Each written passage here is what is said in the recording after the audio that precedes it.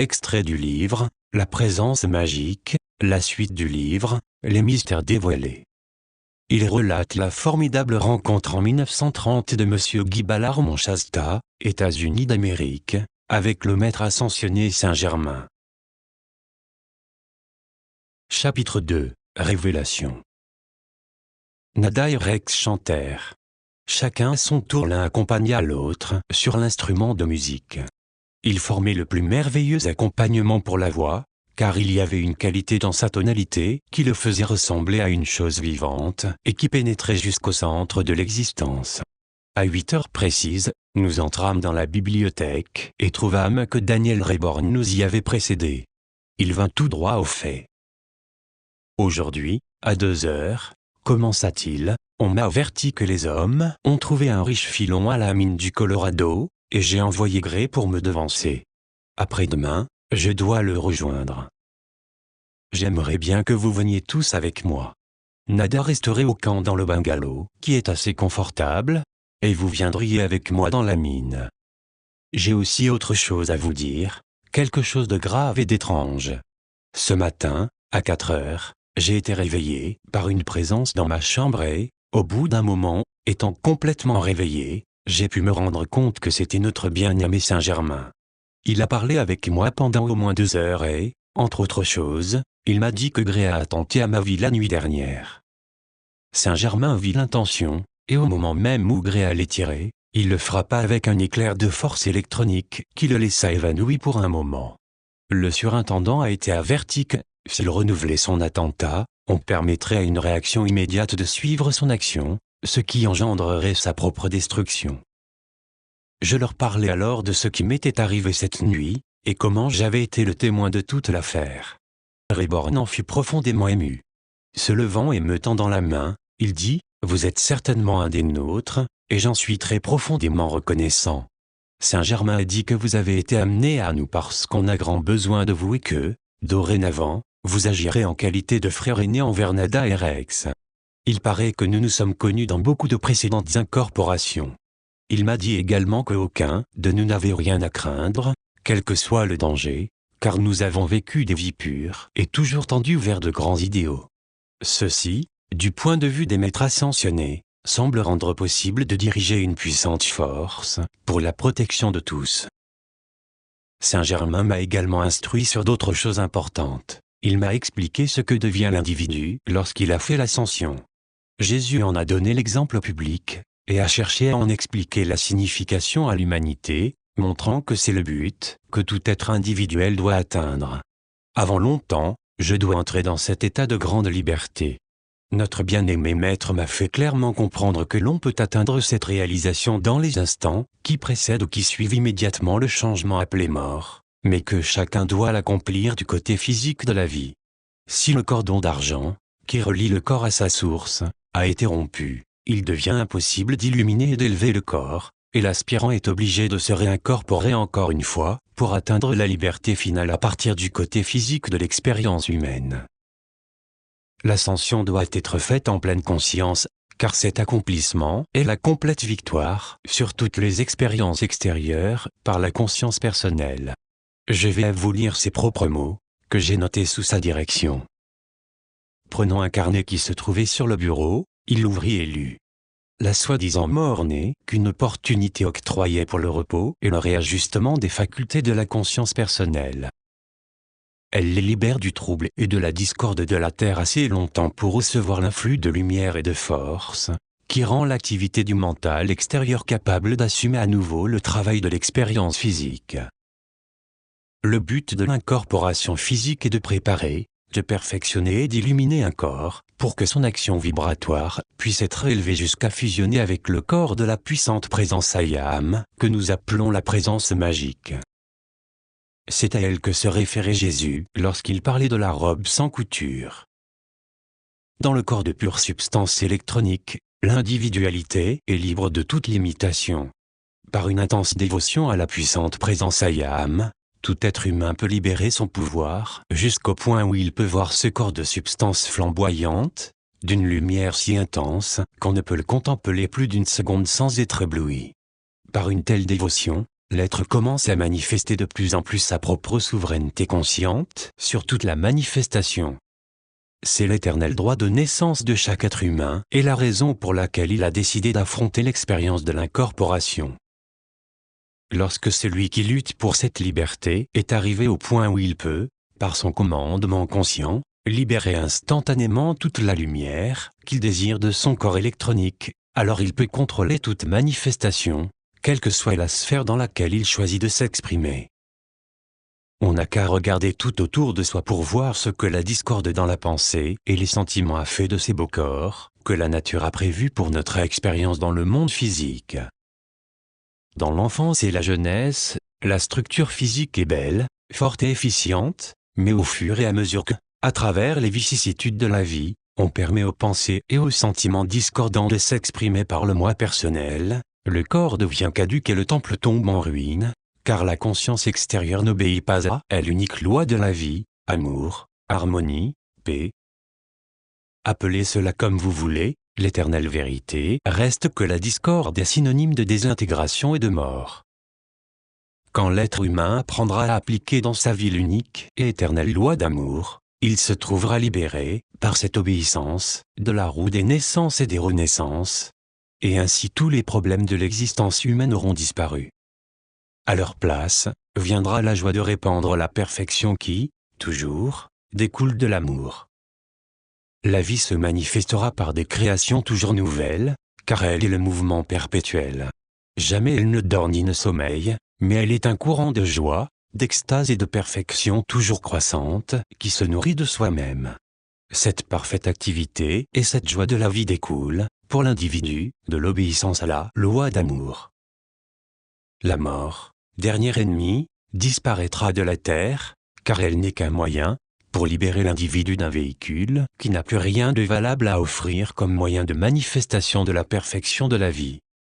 Lorsque le corps physique est devenu si invalide que la personnalité qui l'occupe ne peut plus faire d'efforts conscients pour manifester la perfection, alors la nature elle-même intervient pour dissoudre la limitation, afin que l'individu puisse avoir une nouvelle chance de faire un effort fructueux. La douleur pour la mort d'un être aimé est de l'égoïsme et ne fait que retarder le moment où celui que nous pleurons pourrait se réjouir d'une plus grande félicité. Le sentiment qui provient de la perte d'un être cher est, en réalité, une rébellion contre l'action d'une loi qui saisit le moment opportun pour donner à cet être une nouvelle chance de croissance, car, quelles que soient les apparences, on ne peut reculer. Et tout dans l'univers est continuellement en marche vers une félicité et une perfection toujours croissante. La conscience divine ne peut pas avoir de la peine, et la conscience humaine doit savoir que, puisque personne ne peut sortir de cet univers, celui qui a disparu doit être à une place qui ne peut être que meilleure que celle qu'il a quittée. Un véritable sentiment d'amour divin ne peut cesser d'exister. Il doit, un jour ou l'autre, dans ce monde ou dans un autre, nous attirer vers ceux que nous aimons. Dans le véritable amour divin, il n'y a pas de séparation, et ce qui nous fait ressentir un sens de la séparation n'est qu'une erreur du moi personnel, due au manque de compréhension de la nature de la conscience. Là où est centrée sa conscience, là l'individu réside, car l'individu est conscience. Lorsque nous pensons à un être aimé, qui est passé de l'autre côté du voile, au moment même où notre conscience est près de lui, nous sommes réellement avec lui dans notre corps mental supérieur. Si l'Occident pouvait comprendre cette vérité, il briserait les chaînes qui lui causent tant d'inutiles souffrances. Tout ce chagrin est dû au fait que la personnalité, spécialement dans son corps émotionnel, prend le corps pour l'être réel, alors qu'elle devrait savoir que le corps n'est qu'un vêtement que l'individualité revêt. Sur lui, elle doit avoir la plus complète et éternelle souveraineté, de lui, elle doit exiger la plus parfaite et continuelle obéissance. Si, réellement, nous aimons quelqu'un, nous désirons que cet être soit heureux et en paix. Si, par la soi-disant mort, il accepte une meilleure chance d'expression future, s'il y a la moindre parcelle d'amour en nous, nous ne devons pas avoir de chagrin ou de désir de le garder dans un état d'impuissance, lorsqu'il pourrait poursuivre sa voie vers une plus grande liberté. C'est l'ignorance de cette vérité qui permet qu'un tel égoïsme garde l'humanité dans les chaînes qu'elle s'est elle-même forgée. Cette espèce d'ignorance entrave l'expression de la vie dans le genre humain tout entier, et c'est un refus opiniâtre de comprendre la vie. Elle entraîne chaque année des milliers d'êtres humains dans des abîmes de désespoir entièrement inutiles et évitables alors qu'ils pourraient et devraient vivre retirés en accomplissant ainsi le désir de la puissante présence Ayam. C'est cette attitude envers la vie qui non seulement empêche l'accomplissement de tout ce qui est constructif, mais qui aussi rend l'individu sans ressort et plein d'apitoiement sur lui-même, ce qui est un des moyens les plus subtils et insidieux par lesquels la force sinistre brise sa résistance et le rend négatif. L'individu doit rester positif s'il veut atteindre la victoire et manifester la maîtrise. La force sinistre, que l'humanité terrestre a engendrée, emploie cette méthode pour empêcher les êtres merveilleusement doués de conquérir leur liberté et de jouir du plein pouvoir de la divinité, qui a été le leur depuis le commencement, le don du Père à ses enfants. De toutes les erreurs engendrées par l'humanité, l'apitoiement sur soi est le plus inexcusable, car c'est le comble de l'égoïsme humain. Par l'apitoiement sur soi, l'attention de la conscience personnelle, ou moi extérieur, est entièrement absorbée par les misérables, insignifiants et inutiles désirs humains du corps physique, pendant que la grande, la glorieuse, l'adorable, la sage et toute-puissante lumière de la présence, qui, toujours, demeure au-dessus du corps physique, est entièrement ignorée, alors même que c'est son énergie qui est employée dans ce but destructif. L'humanité ne peut expérimenter rien de mieux que ce qui est son lot aujourd'hui, et cela sera jusqu'à ce qu'elle se détourne du pauvre petit moi humain et qu'elle tourne son regard vers Dieu, cherchant à connaître et à sentir sa présence, la puissante présence Sayam, la source de toute vie individuelle et de toute manifestation parfaite. Le chagrin est de l'égoïsme, non de l'amour. La discorde est de l'égoïsme, non de l'amour ni de la vie. Ces sentiments gardent l'humanité en esclavage, car ils brisent la résistance de l'individu en gaspillant l'énergie de la vie, qui devrait être employée pour manifester la beauté, l'amour et la perfection. Cet esclavage continue parce que l'activité extérieure de la conscience personnelle ne fait pas l'effort nécessaire et déterminé pour se libérer de la domination du monde physique. Le plan psychique ne contient que ces réactions humaines engendrées par les pensées, les paroles et les sentiments discordants de l'activité extérieure ou conscience personnelle, ce qui signifie les activités quotidiennes du mental et du corps, par lesquelles la personnalité continue à mésuser du pouvoir créateur de la vie. La race tout entière se trouve tellement enchaînée par sa propre discorde que les grands, glorieux et transcendants maîtres ascensionnés, par pure compassion devant la lenteur de la croissance de l'humanité et l'horreur de sa dégradation, ont offert d'annihiler les leurs du plan psychique et de donner à l'humanité la possibilité d'un nouveau départ. Les individus sont amusés, fascinés et hypnotisés par les différentes conditions du monde psychique, mais je vous dis, et je connais aussi bien les activités extérieures que les activités intérieures de la vie du point de vue des maîtres ascensionnés, qu'il n'y a rien de bon ni de permanent dans le monde psychique. C'est aussi dangereux que le sable mouvant et aussi peu sûr. Le plan psychique et l'activité extérieure du monde émotionnel et mental, tant qu'ils ne vous apportent pas la perfection, sont tout à fait la même chose. Ce n'est que la création de la conscience sensorielle et l'accumulation des formes pensées humaines énergisées par les sentiments humains. Il ne contient rien du Christ, rien de la lumière cosmique.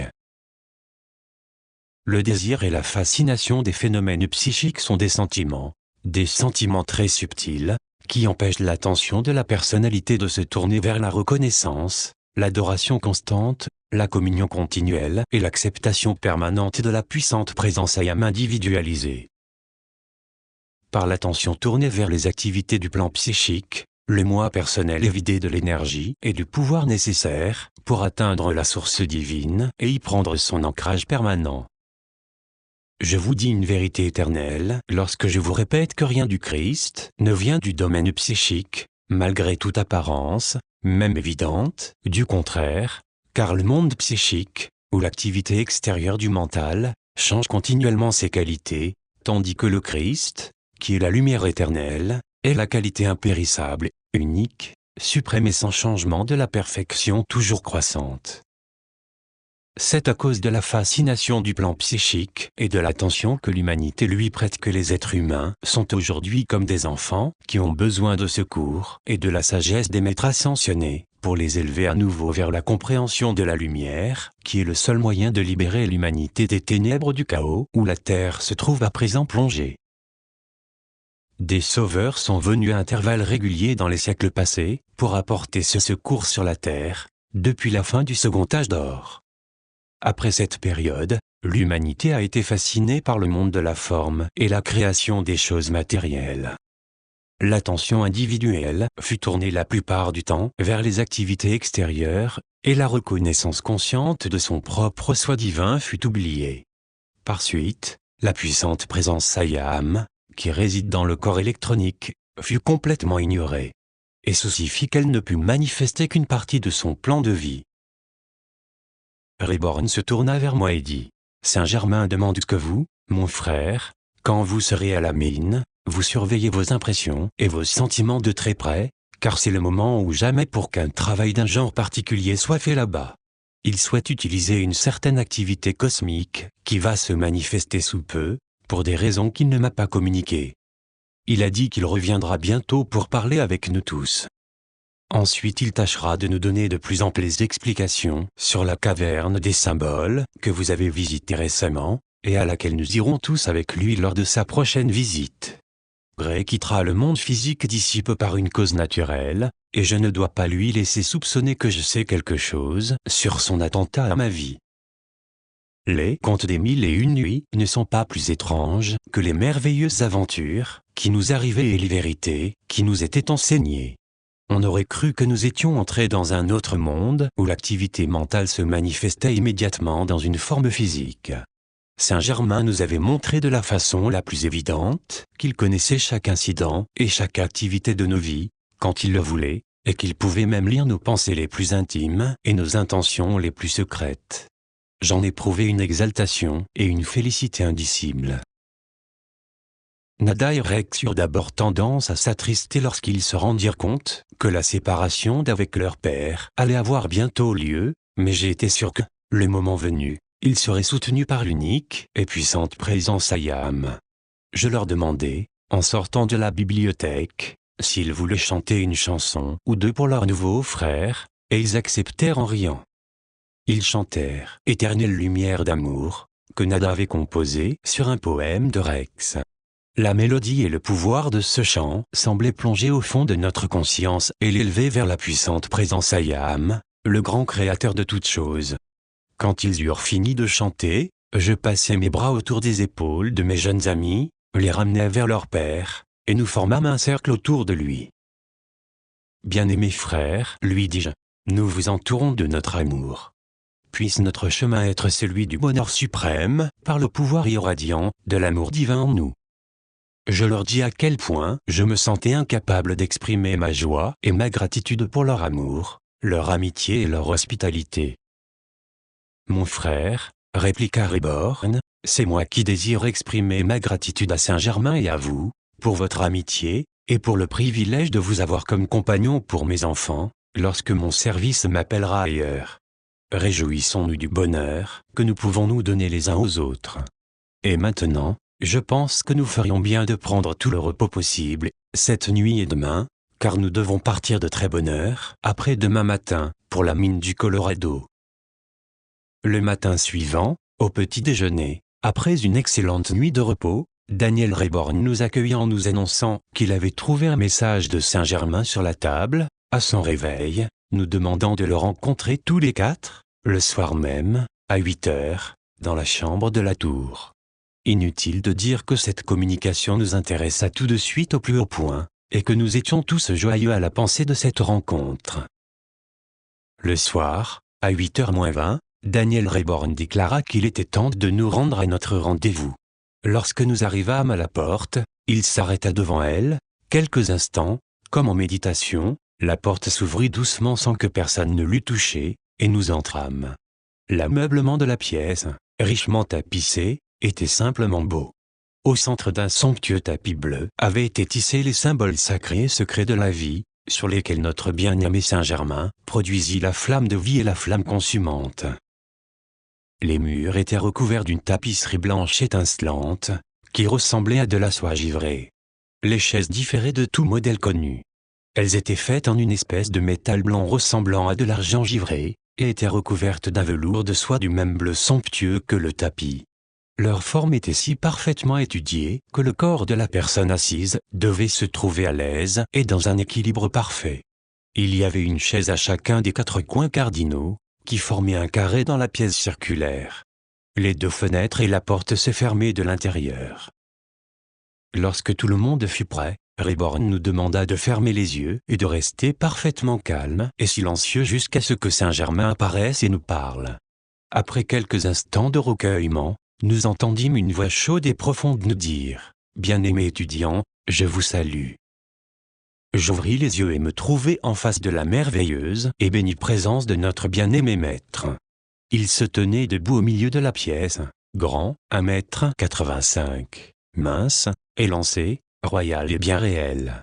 Ses cheveux, d'une nuance brune foncée, étaient ondulés et abondants.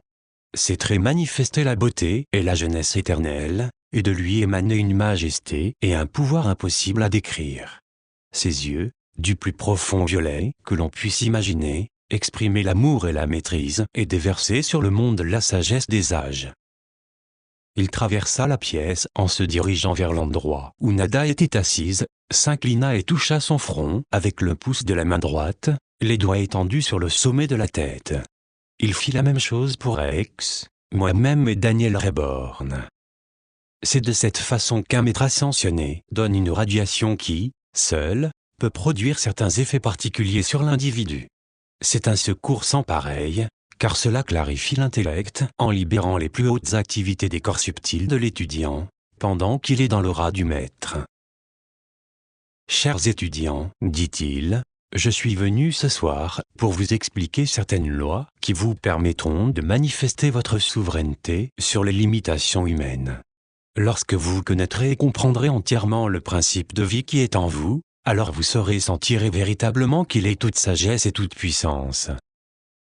Quand, réellement, vous comprendrez cela, vous verrez que ce n'est pas seulement naturel et possible, mais que c'est inévitable que vous transcendiez toutes les activités extérieures, leurs lois et leurs limitations.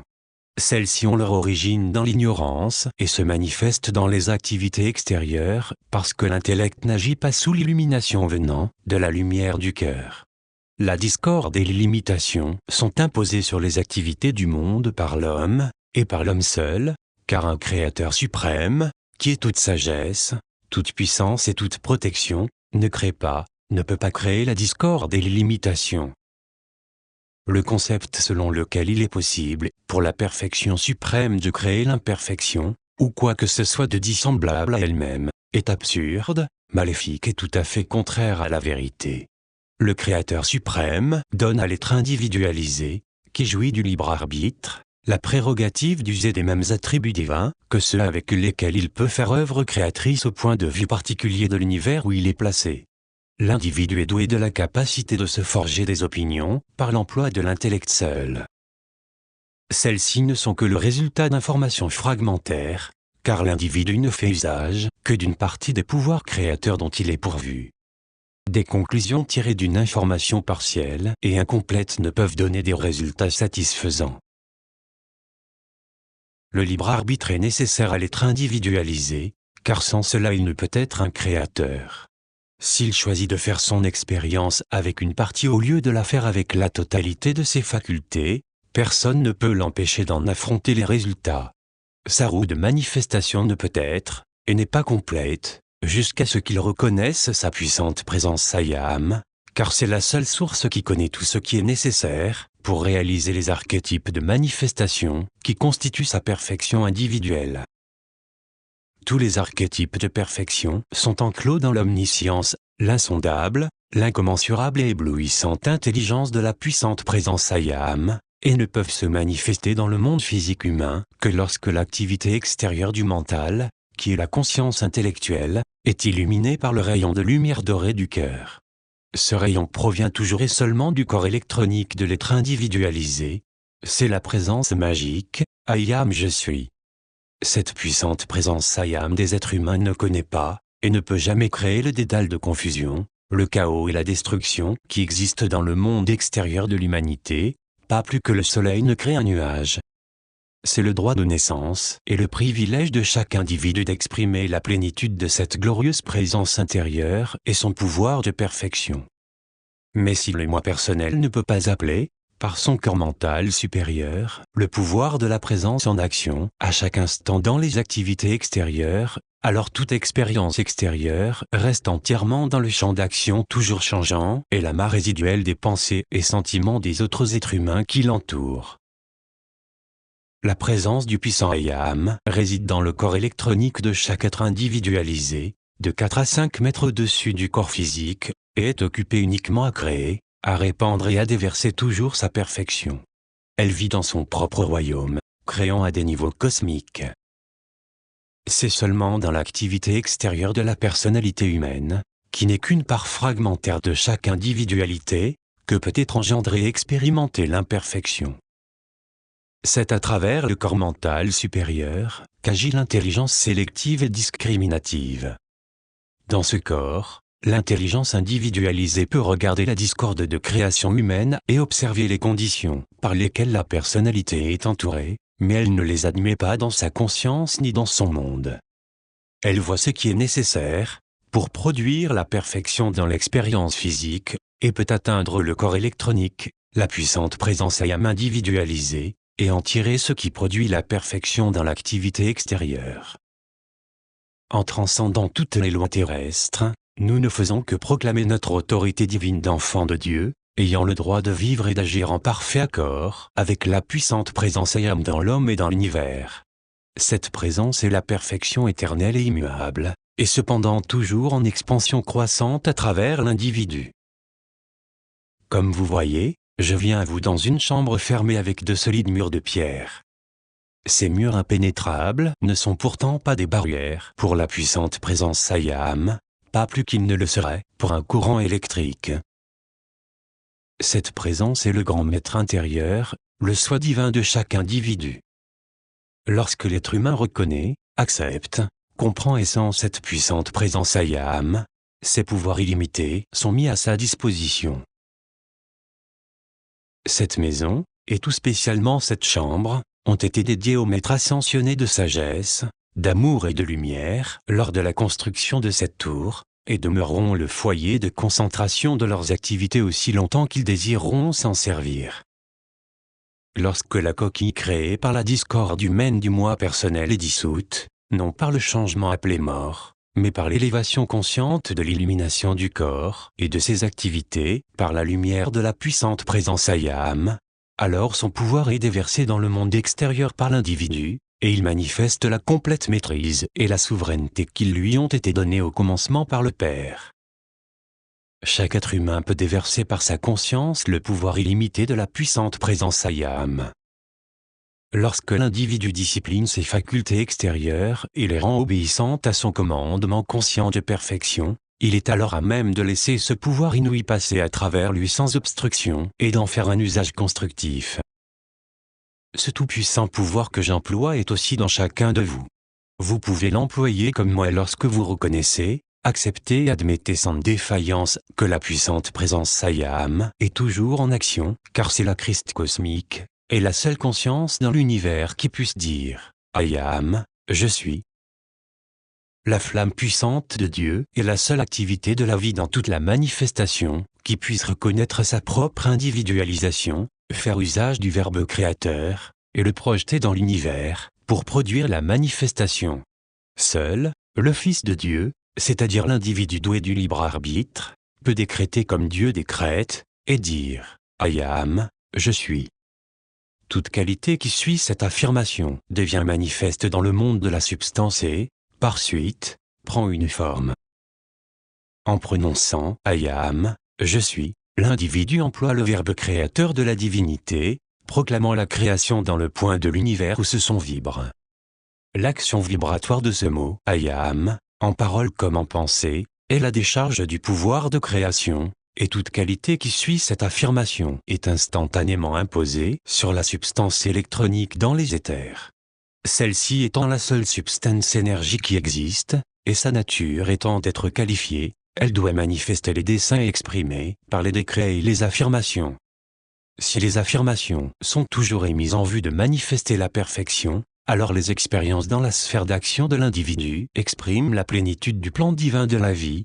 Mais si l'être incarné ne prononce pas ces décrets, il est impossible pour cette perfection de se manifester dans son expérience, jusqu'à ce que l'affirmation soit émise dans les éthers dans lesquels il vit. Chaque individu peut concevoir la perfection et y penser continuellement. Il suffit de le vouloir, et cela ne demande pas plus de substance et d'énergie d'imaginer des formes et des événements beaux et parfaits que d'en imaginer des imparfaits. Mais si l'individu veut que cette perfection soit manifestée dans sa sphère d'action propre, il doit employer sa propre énergie pour proclamer les décrets qui amèneront cette perfection à se manifester à travers lui. Telle est la loi de son être et rien ne peut la changer. La vie est l'unique présence, intelligence et pouvoir qui peuvent agir et qui ont jamais agi. Ces trois activités de la vie sont coexistantes partout. La pure lumière électronique, qui remplit l'univers infini, est la substance lumineuse et intelligente de la puissante présence Ayam, qui existe dans tous les points de l'univers, et dont toutes les formes sont composées. La discorde et les limitations peuvent créer une espèce de pellicule, pour ainsi dire, autour de cette substance, interceptant jusqu'à un certain point le rayonnement de sa lumière, mais aucune sorte d'imperfection ne peut jamais pénétrer dans la substance électronique elle-même. La discorde et les limitations, dont l'humanité fait l'expérience, sont dues au fait que le mental et les émotions gouvernent les activités de l'individu, qui n'a pas été entraîné à contempler le plan divin de perfection individuelle de sa propre présence, d'après lequel chacun doit gouverner sa vie. Ce plan parfait n'existe nulle part ailleurs que dans la puissante présence Ayam. Lorsque le mental et les émotions sont purifiés et illuminés par la lumière de cette grande présence, alors les idées et les activités parfaites, qui sont en elles, peuvent passer dans la personnalité sans être déformées par les informations fragmentaires dues à l'activité extérieure de la conscience. Les rapports de la conscience sensorielle sont simplement des activités non éclairées car, lorsque la lumière est dirigée sur eux par la puissante présence Ayam, ils se dissolvent instantanément devant sa glorieuse perfection. Amour, paix, équilibre, ordre et activité parfaite, c'est-à-dire la coordination de toutes les activités extérieures avec les modèles de perfection de la présence, ne peuvent être amenés en manifestation que par la grande lumière de l'unique présence Ayam. Là, et là seulement, existent à jamais les archétypes de perfection. Si l'étudiant ou l'individu veut fixer son attention avec détermination et persévérance sur la puissante présence Ayam, il peut provoquer l'extension d'un tel amour divin, d'une telle lumière, d'une telle sagesse, d'un tel pouvoir et d'une telle activité qu'il ne peut en avoir aucune idée à présent. L'amour divin contient l'activité parfaite de chaque attribut de la divinité.